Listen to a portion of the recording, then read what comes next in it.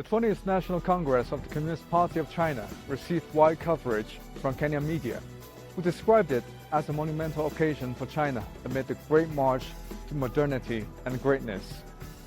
Kenya Broadcasting Corporation, the state broadcaster, said the Congress affirmed China's commitment to advance growth and influence despite various global challenges. Daily Nation, Kenya's largest newspaper by circulation and readership, runs a full-page article in its international news section describing the Congress as a showcase of CPC's strength and unity. The Star newspaper reported that Kenyans were keenly watching events unfolding in China, adding that the 20th CPC National Congress was of paramount importance to the East African nation. China has been providing the world with huge development opportunities through projects like the Belt and Road Initiative and the Forum on China-Africa Cooperation.